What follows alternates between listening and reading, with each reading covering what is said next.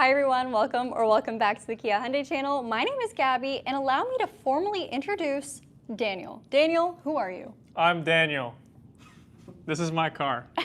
This is his 2024 BMW M2. And what qualifies you to be here in the Brantford Kia studio today? I think we're gonna do a little comparison for Fun Car Friday. The M2 versus. I don't see any fun cars here right now, though. It's definitely not the pink one. It's not that one? It is that one. So we're doing two vehicles compared today, neither of which are a Kia or Hyundai, which kind of goes against our channel name, but that's okay. We want to show you guys both of these cars in live stream format. So if you have any questions about either particular car, let us know in the comments. Daniel can answer anything related to his M2, and then I'm happy to answer everything dedicated to the Lotus, which, by the way, is not my car. My birthday is coming up, but this is not mine. Surprise! Oh! Well, I think we'll start off with the M2 today, and I also just want to say Daniel is my boyfriend. He's my partner. I thought you were gonna start off with that, but I guess you didn't. So that's okay. Let's get a tour of your M2, Daniel. Tell me all about it. Someone already asked if it's been wrapped. Yes, this is not paint. It's wrapped in 3M's Fierce Fuchsia, which is actually, I did it like about a year ago, but it's coming off next week. Underneath it is the Black Sapphire Metallic. Mm-hmm. And then, yeah, I mean, this thing is pretty much far from stock. I've owned it now for a year and about 2 months. It's got everything done that you can really think of. We have got carbon all over, changed the grills. People are probably going to be questioning the style of like the horizontal slat because, you know, the typical BMW style are the vertical grills. Mm-hmm. I like this more airflow, and I just think the design is cool. I think it makes the car look a little bit more wide on the front end, a little bit more aggressive. Yeah, like I think I don't know, maybe it just flows more, but front lip, carbon, these are cool too. These are like BMW, the badges, and it has like it's actually the same vinyl from the car is wrapped over there to kind of do a little cool, little different badge. And then as you keep coming along to the side, it's got these carbon fenders, which have also been wrapped over, but I left the vents exposed. And then underneath that, we have these E6 Forge custom wheels. I think it's 19 by 10 in the front and 20 by 11 in the rear on Michelin PS4Ss. And it is lowered on a set of Öhlins Road and Track Series coilovers, which handle absolutely phenomenal. So you have PS4s on your cars right now, yes. Or on this car at least right now. So is this a summer-only vehicle? Do you drive this in the winter? Because those are definitely not cold weather-approved tires. No, but I have a set of winters because I did also drive this car last winter, and I went through about 4 different front lips. Yeah. Just for context, you guys, last winter was actually pretty bad for where we live in Southern Ontario. And the fact that he survived with this is well, even this lip's cracked too. It's got some damages here and there. Even pulling in here, we scraped a couple times, but yeah. Any damage you're actually seeing, though, is from Gabi driving it. Yeah, so. Right. And it is not. We have more carbon on the side, the mirror, the roof. This is the only, I guess, original piece of carbon that came on the car. Mm-hmm. Everything else is aftermarket. So you have a carbon roof, which also means you can't have a sunroof, right? Yeah, but I didn't want a sunroof. So this is kind of like the poverty spec. Like this is the base model. Honestly, if it had a sunroof, people would call that the poverty spec. Okay. Yeah. All right.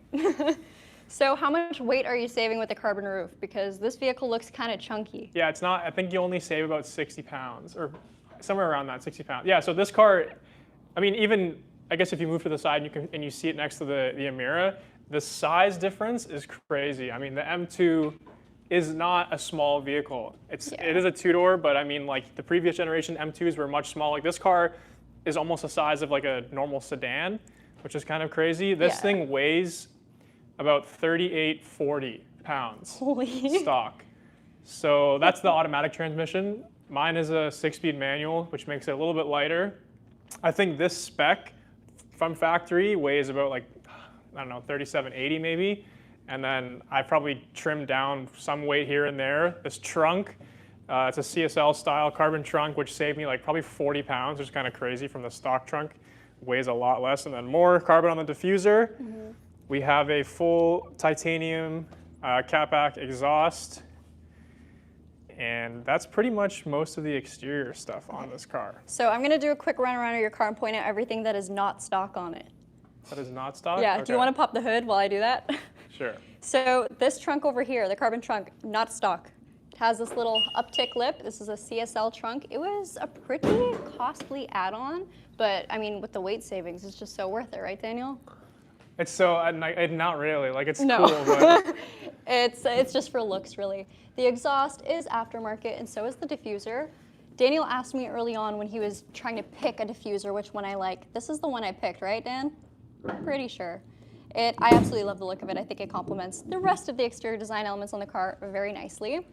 The taillights are stock. That's good. oh, there we go. Wheels are not stock at all. Tires are, though, right?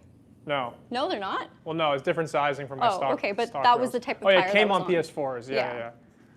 Mirrors, he has put the carbon caps on them, or it's a Yeah. whole new It's just the cap, assembly, yeah, right? which is Okay. also stupid why it's not OEM like that. Yeah. But Fender flares are not stock equipment, which is kind of counterintuitive because this is not reducing weight. It's just for style, isn't it? well, yeah, it supposedly helps with airflow, like coming out here, because they are like the vents do go through. But what's funny is that the OEM fenders, they weigh the exact same. Okay. Yeah, no difference there.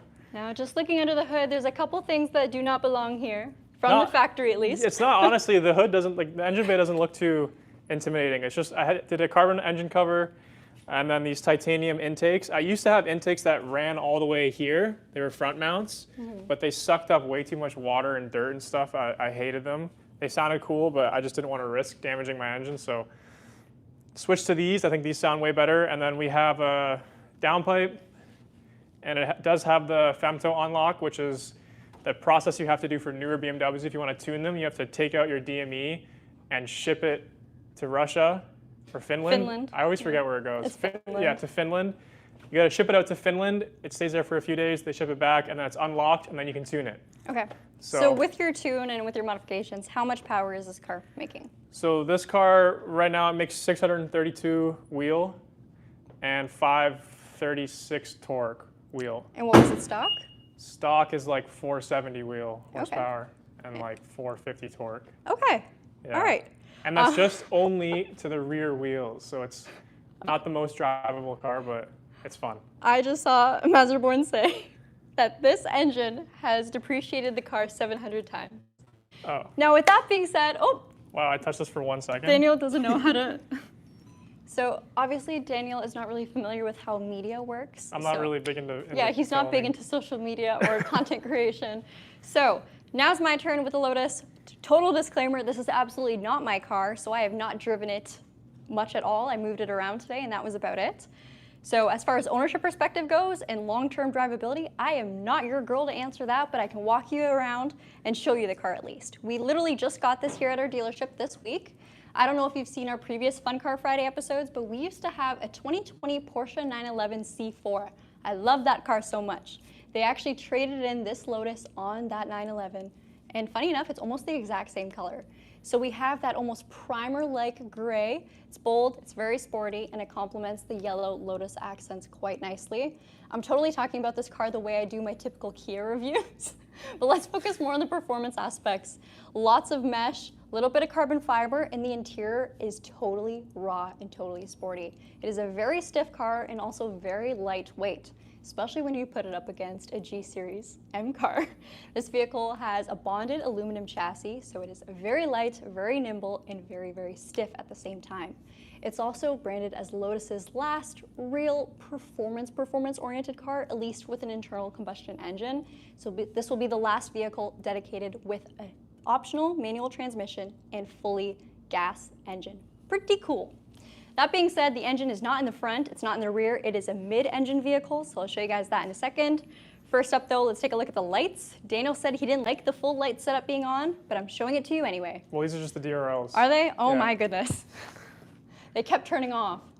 All right, can I get the full headlights on? Maybe not right now. We'll get to it later. Mirrors are one of my favorite parts of the car. I was sitting in it the other day, love the shape of it. I just think it's fun. The wheels are fantastic looking too. It's a 20-inch alloy all around with a Goodyear tire. Very nice. You'll notice the yellow Lotus brakes. Brake dust, just like the M2, but a lot less. And slotted discs. It is a first edition Emira, and the Emira is, again, Lotus's last fully dedicated gas sports car. What's up, Adam? Oh, the lights are on now. Daniel, if you want to show the front end. Okay, yes, the amazing lights that we've all been waiting for. Yes. It's like you're doing high beams. It's a bit funny. Oh, really? I just think it's hard to see it on camera, but maybe Daniel, it's what do all you think of the styling on this car? I like it a lot. It very much reminds me of, honestly, a bunch of cars. Like the front end almost looks like a little bit of a Ferrari. I think the interior made me feel like I was in a McLaren. Same with this, like the side vent here. This is like very like, I think the 675 has that kind of, yeah, I don't know. It's got like a lot of like supercars in one. Yeah, there's definitely a lot of, I guess, inspiration I feel into this car. It's still very Lotus, of course, at its core, but it looks very unique. Another great thing I love about this vehicle, you never see them on the road. It is not a car that a ton of people have, so it definitely stands out. That being said, it's also not a car for everyone. If you're gonna buy a Lotus, I think it's because you've done your research and you know you're only landed on Lotus right now. It's not often cross-shopped with too many other types of cars. Let's talk about the powertrain. The powertrain is super cool in this car. So the Emira has two options. There's an AMG 4-cylinder turbo engine, but today we have the Toyota-derived 3.5-liter V6 supercharged gas engine. So that produces 400 horsepower. You have 310 pound-feet of torque, and of course this car is fully stock, so that is currently what it's operating with. It's no fancy tunes like what we got over there, but it is a crazy powertrain. You hear a lot of whine, a lot of transmission whine too, and it's pretty impressive. It's, again, unlike any other, it is very unique. I quite like it. I wonder what it's like to work on this motor. Like, yes. It's not something I would try. I don't even, yeah. Like I would not try you're to. Like, you're constantly like bending over like half the car to get to stuff. Yeah, it is. The way the vehicle's just laid out is very unique. The interior, the cabin, is funky. I really like it, but it is also kind of uncomfortable. It's very much a car that you have to love and want to track, not necessarily a vehicle you'd probably drive every single day. So not as comfortable as the Porsche 911 or dailyable, but still a ton of fun. We should see I want to see the frunk. The frunk? Yeah, how much space there is. I don't think we really have much of a frunk. Well, I mean, because I'm looking here, there's like some decent. There's a little trunk bit of space in the rear. I didn't see the release for the frunk, but let me take a closer look. You want to do the interiors after too? Yeah, you know what? I actually don't see the release for the frunk at all. Maybe it's on the key fob. No. I'm wondering if maybe we can't open it because I don't think there's anything under there. Wait, Anything we really? can really see. No. There must be a way, I just don't know how. So if anyone on our video right now knows how to get under the frunk, let me know. I didn't even check in the car. But... Adam Tech Support is taking a look. Okay. In the meantime though, maybe we'll take a peek inside the M2 and then we'll come back and take a look inside the Lotus. Yes. The M2 is again Daniel's daily driver, so it's gonna be disgusting. No, it's not that bad. Yeah. This is the interior. Oh wait, let me turn off. This is gonna be annoying. The parking lights? Yeah, so as I said, it's a 6-speed manual, and because of the fact that it's tuned, you have to upgrade the clutch because the stock clutch is only good for about just under, I don't even know, like under 500 torque. So I'm on a PTB, like a stage 2 upgraded clutch, and it's honestly feels pretty good, close to stock still. It's definitely still daily drivable. Gabi, have you driven it yet with the clutch? No, so funny you say that. I have driven it, I think, with the upgraded clutch, but not with the upgraded, short shifter kit. Yeah, because it also has, it's got a Turner Motorsports short shifter. So the throws are extremely short right now. It's adjustable. It's honestly too short. It's a little too aggressive for me. I like it. It's the difference from stock was really nice because these cars are very easy and simple to drive out the door. Almost like a little boring, honestly, for what you're getting, but. I was gonna say, so I haven't driven it with the short shifter kit in it, but you did have me run through the gears with it. It's hard. It is very hard. In order for me to get the car in reverse, I have to use both my hands to grab the lever and yank it into reverse. It is not necessarily easy. No, you can run through it right now. You'll probably even be able to hear it, like with your mic. Hold on, I have to The extend my leg. Oh, okay. What? No, it doesn't have to be in right now. Okay. Can you guys hear this? I'm gonna try to move my mic a little bit closer. Ooh. You guys hear that? Very, very. It's fun, but it's like if you drive it all the time, it gets a little bit much. Yeah, it's not as dailyable as it used to be. That's for sure. That being said, the way this car came from factory, it was a very hard car to mess up.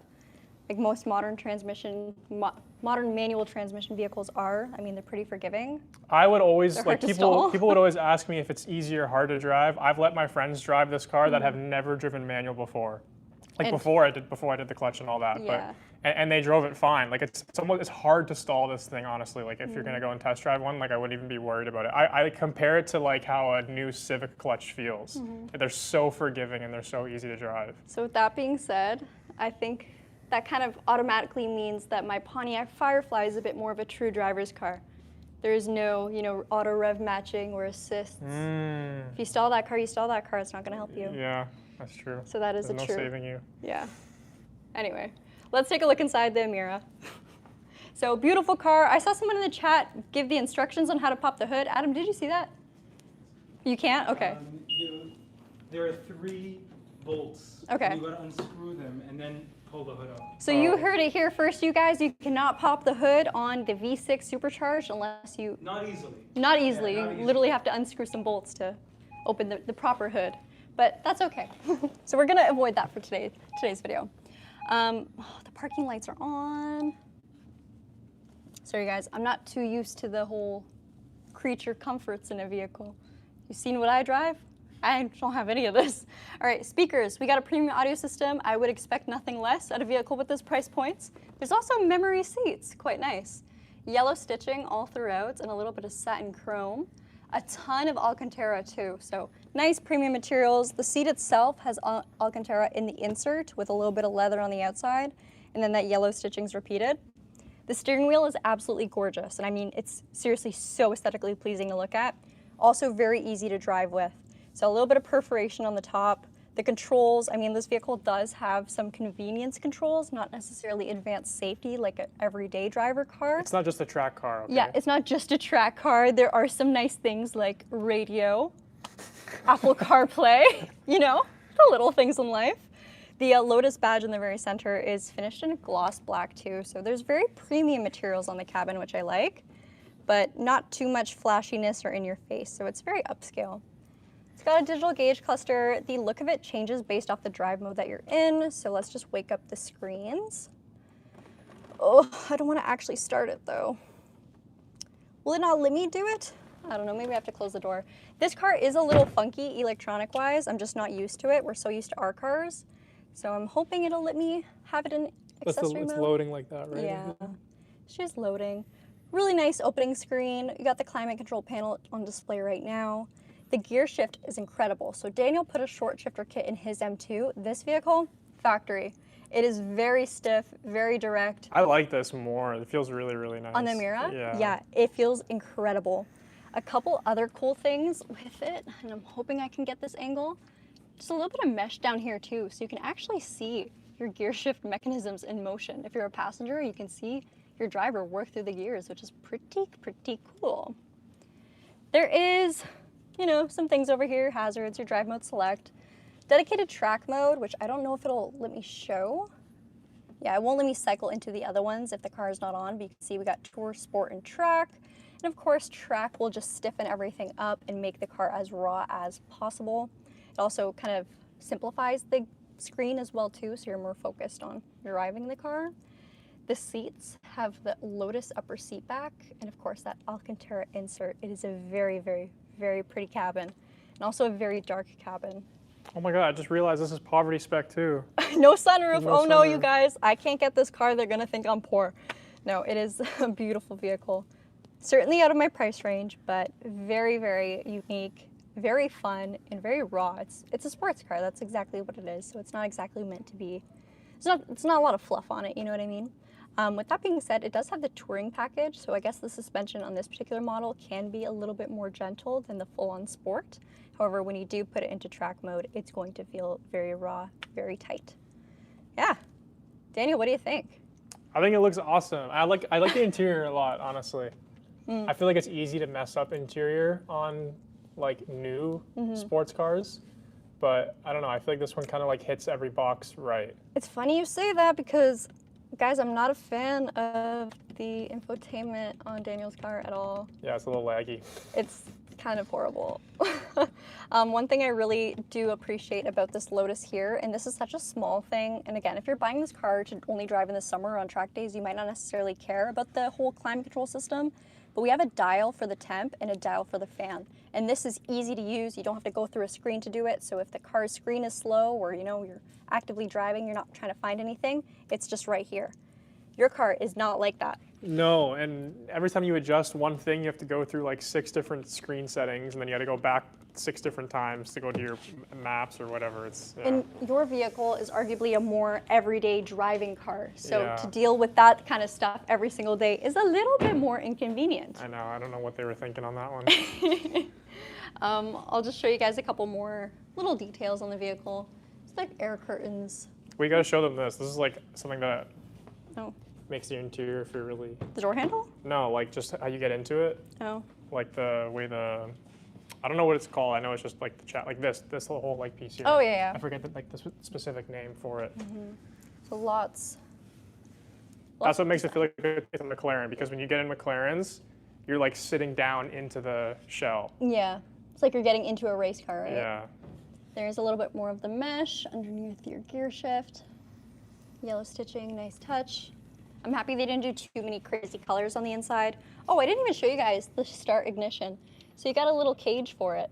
I mean, you can still push it when it's down, but to do that, just, I guess to make it more of an experience, turning your car on. That's the Bruce Wayne button. Yeah. It's the ejectocito. And again, 3.5 liter supercharged V6. And your car is what? It's a 3-liter inline 6 twin turbo. So what's the difference between the V6 and the inline 6? So the V, it's like versus each other. Like it's 3 that's versing the other 3. And then the inline is like they're all in like like they're like unified. Yeah. They're in like a line. Single file. All right. Okay, you guys, tell me which one you like the look of more, which one you like the interior more. Which one would you take? Just tell me. What are your thoughts on these cars? If they both costed the same amount of money, which one? All right, and with that being said, one of them is for sale. So if you are in the market for a Lotus Emira, give us a call. It's at Brantford Kia right now, and it's a good-looking car. It's a very, very unique car. We're gonna have Daniel drive it after this live stream to get what his driving thoughts Wait, are on really? it. Yeah, Oh. I want you to drive it. Cool. Yeah, maybe you'll do a video with it or something. Maybe so. I'll buy it. Yeah. So when I first met Daniel, I can't asked him afford what it. his dream car was, and it actually is a Lotus, right? Exige. Tell which me is about it. way smaller than this. Yes. Still, and very difficult to find. I wanted the Exige S, which. I thought you wanted the Hennessy too. Well, yeah, the Hennessy is an ultimate dream car, but that's a little expensive. Yeah. The Exige S is more attainable, but still, I think they're even like to get one of those now, you're looking at like 160 grand. And I'm not buying it for you. Yeah. Someone asked what the price point of the Lotus was, and I have to be totally honest, I don't know off the top of my head, but I will find it for you guys. It is on our website now. Someone also just asked what my dream car is. Daniel, do you know what my dream car is? You have so many ones I that you know. like love. I have a dream car for like different situations. Different day of the week is a different dream car. No, there's one that's truly my dream car. And if you really cared about me, you would know what it is. No, because Come I know here, it's a. come here. You keep Sorry. leaving the camera. It's there's the 956, 4, 95. What is it? I can't. No, I'm not. I don't know if this is the actual one. I know the CGT, Yeah, but I'm saying they're like. all Porsches. Yeah, like the CGT is probably your ultimate dream. No. No. No. Is it the 9? I forget what the number. 9.5. 951. 95. You bought me one. Not a real one, obviously, but Oh.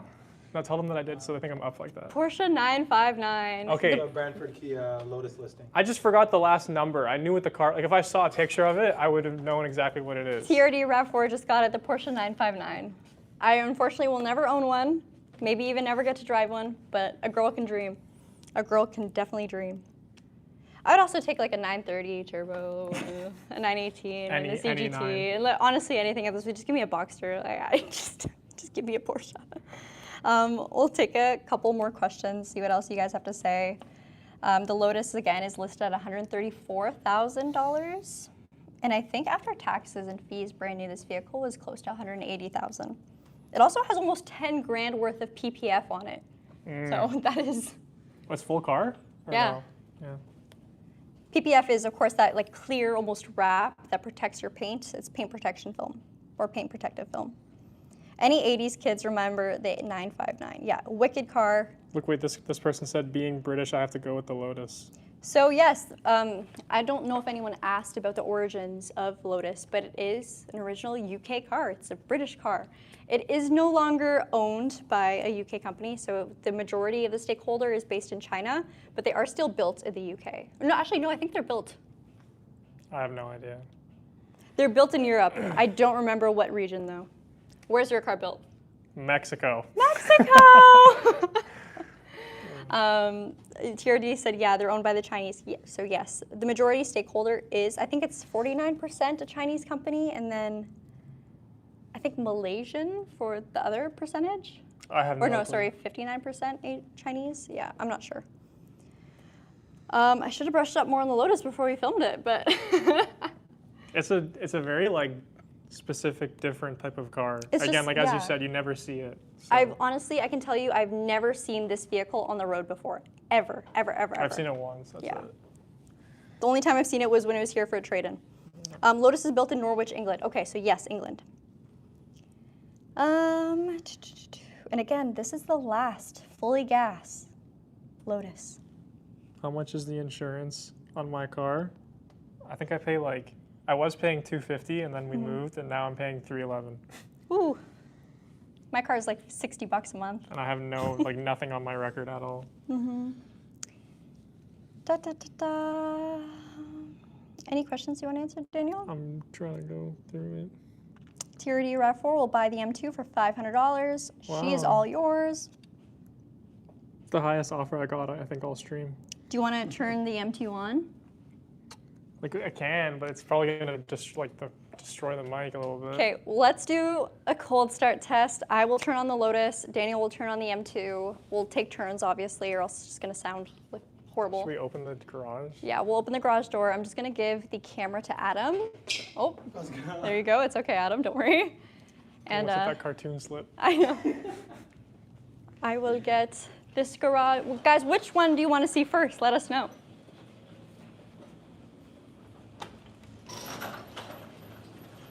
Adam, have they said which car they want first? No, they didn't yet. Okay, Daniel, you go. Okay, do you want to stand? Yeah, I'll stand outside. Well, don't stand like too close, but Where do you want me to be for this? Come back here. probably at the back, yeah.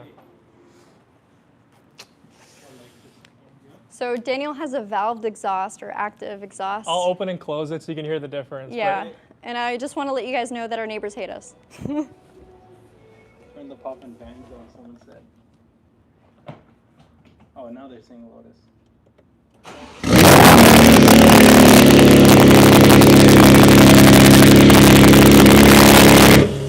That's definitely hurting their ears.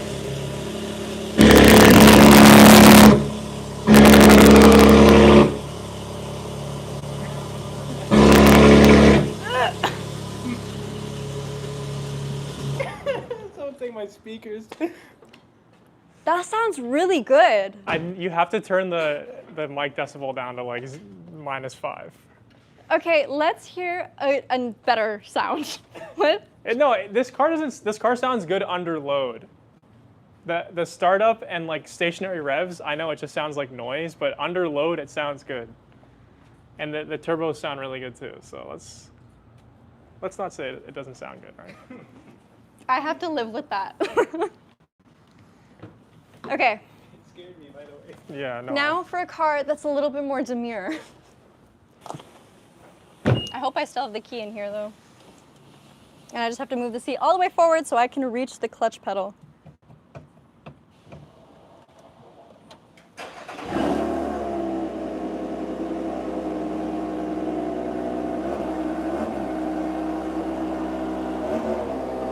Is that? Oh. Wait, let it like come out of the cold start mode for a second. Pardon me? Yeah, there you go. Are you revving it or no? Oh. Yeah. And this red line's at what? 9. Red I guess line's- it starts at 6. No, that's because it's cold. Yeah. Oh, but it goes to 9,000. Yeah. So Yeah. I feel like this thing would sound crazy, like actually stretching out the gears. I think the best part about the experience with a car like this is sitting in the car, driving it, and hearing everything right from behind you. Yeah. Like you're in the cabin with the engine, which is cool. Maybe not exactly with the engine in it, but Tony said, "Is it running?" Yeah, I know. I feel like the comparison there. Yeah, Which it's- one sounds better, guys? Everyone's ears are still rattled from your car. I broke all their speakers. There's no audio now. Yeah, the M2 is definitely loud, but this is a little bit more, what do you say, sophisticated? If I owned this car, though, I would make it. You much would ruin louder. it. No. It needs to have a little bit more. Because that's what you do, ruin the cars. Just kidding. But yeah, it would probably be louder if Daniel owned it. A little bit more mature, that's what they said. Gabby, what's your commission if you sell the Lotus? So funny enough, we are not commission salespeople, so I'd get like a big high five and a thumbs up. Okay. If you have to justify the sound. It doesn't really matter what I say. How do the suspension and steering systems differ? Which car offers a more engaging and community feel? So again, I have not driven the Lotus at all, really. I moved it around on the lot and that's it. Daniel, you've driven your car hard, but you haven't driven the Lotus hard. So Like, I think because of the coilovers that are on my car, it'll probably beat the Lotus. What in about your that. car from factory though? Yeah, I don't, like, then I don't know. Because even stock, these are like really good track cars out the box. But again, I haven't driven an Emira, and I Yeah. don't know everything about them, so everything I say is going to be biased. It's true. Yeah. Let us know if you guys want a part 2 once we've driven both cars hard.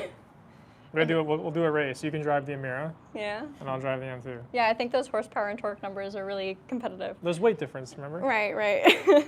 Oh yeah, guys, steel chassis for the With carbon fiber. carbon fiber roof, you guys. So steel chassis for the M2, bonded aluminum for the Lotus. Lightweight. What's the color called? Did you already say that? No, I don't know the exact color code, you guys. It's I think it's something zinc. It's Nardo gray. It's similar to Nardo gray, but it is not Nardo gray. But yes. Thank you guys so much for watching. We're at 32 minutes, so we are going to end off today's live stream.